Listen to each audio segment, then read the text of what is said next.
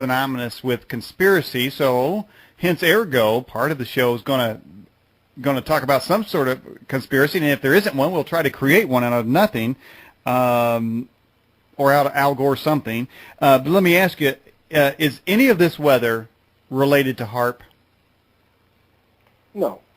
There is some, and you'll even have,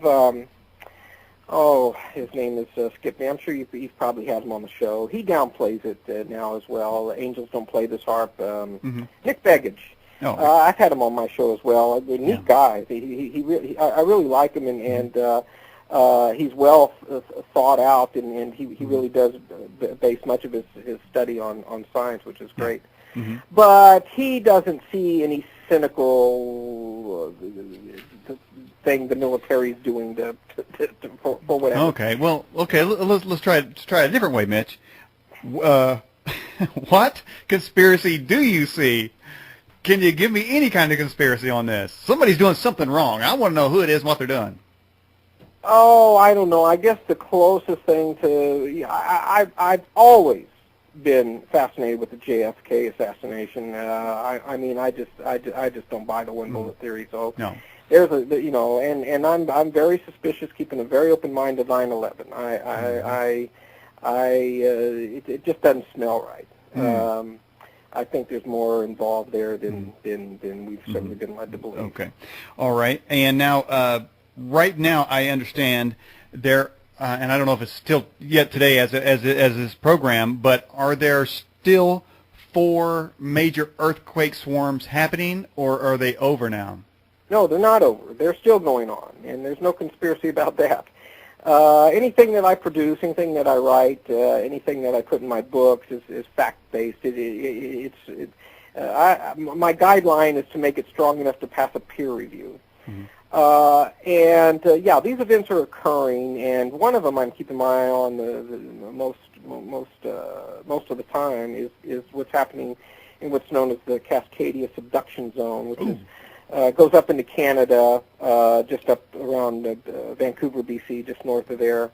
Drops south to just north of the northern tip of California.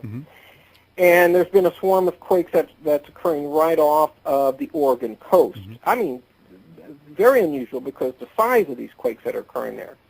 Typically with the swarm, what defines a swarm is a lot of quakes occurring in a very short period of time. And usually in the 1.5 to 2.5 range, on occasion of maybe a 3.0 magnitude. What's going on off the Oregon coast has been quite a few in the 4.0 range, and just yesterday a 5.0, and prior to that a 5.3. Now we're getting up into moderate-sized quakes, which is unusual to be as part of a swarm. Those are usually more connected with what we would call aftershocks. But aftershock typically occurs after one large event, like this 7.7 quake that occurred in Russia last night. Then you'll see a series of earthquakes, usually maybe in the 5, maybe even 6 range for a period.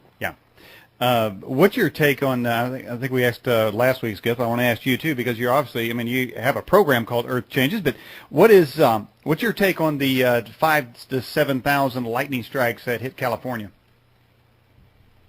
Well, I think it's happened before. I think lightning strikes. Like I said, I think the Earth has seen much more severe cyclical events.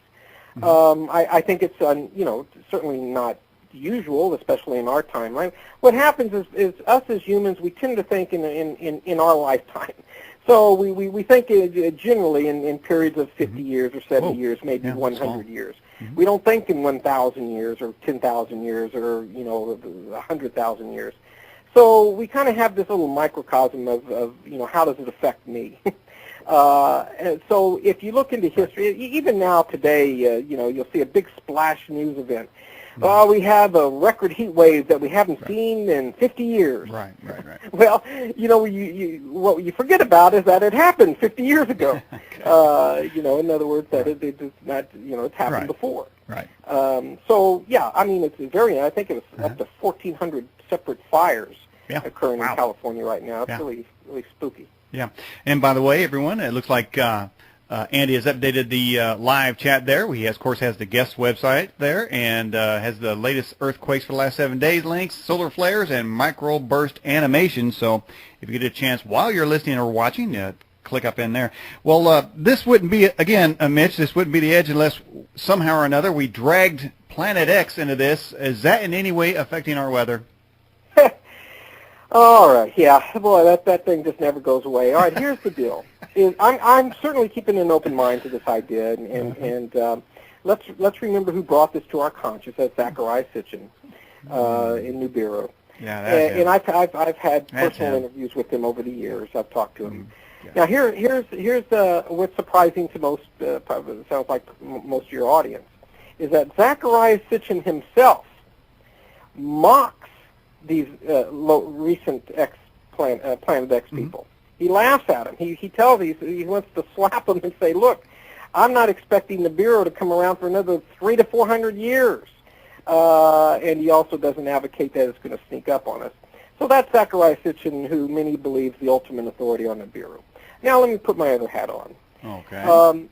As in my scientific research, I interview several amateur astronomers as well, sometimes on the show, but usually just networking with them. Okay. And I can tell you this. It will be an amateur astronomer who finds this stuff before NASA or European Space Agency or anybody else, first of all. There's this misnomer that NASA is the only one who can see these things or find them. Wrong. It's the amateur astronomers who find comets and asteroids before NASA. 90% of the asteroids and comets that are found, and fireballs for that matter, are found by amateur astronomers. Yeah. So who are these amateur astronomers? Well, there's thousands and thousands of them all around the world. And what you need to know about them is they're every bit a nonconformist rebel as you and I are. No one's going to shut these people up. So if anything's going to happen, I'm telling you, these guys will be yelling at the top of their lungs if there was such an event. Well, also, you have that, what we've coined here first on the Edge called the Pope Scope. They have, I guess the Vatican has some kind of super high-powered telescope somewhere. We just call it the Pope Scope. I wonder if they're going to be finding this too. They want some credit. Well, they're out at the University of Arizona, and there is the story of Wormwood, and again, I'm keeping an open mind. I'm just saying that it hasn't happened yet. I'm not saying that it's not going to happen. I'm saying that I have seen no evidence whatsoever that it's anywhere near going to happen in our lifetime. All right. Oh, by the way, if that event was to occur, it's not going to sneak up on us. We'll have months, if not longer, notice before any before it has an effect. Can it have an effect? The question is, what could happen? It can have a huge effect, and it doesn't even need to touch us. If something the size of Mars or Earth or these other stories of either, if it just enters the solar system, will have a profound effect on all the planets, including Earth. Yeah, that is true. I imagine so. Now, Mitch, on our website, in your bio area, of course, we have a link to your website there, but we also posted your equation. And if you don't mind taking a couple of minutes there, explain exactly why and how that you made that equation. Yes, I did it basically with backwards engineering. This was the time, it was 1997, 1998, for those that might remember, is every other story that we got, they were blaming El Nino and La Nina. We were having extreme weather, right? Whether they be droughts or floods. And people were wondering, well, what's going on? And all our weather forecasters were saying, well, El Nino did this and El Nino did that. Right.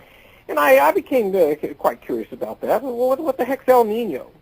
So I started doing some research. Well, let's find out what El Nino is. That started like in December, and they kept talking about it, and then they repeated. They said, well, by next month, things should calm down. And they repeated this El Nino story over a course of 3, maybe even into the 4th month, and then in the 5th month, they said, and I'm quoting, if I remember correctly, at least one of the newscasters said, "Did I say El Nino? I meant La Nina." And so they rolled in from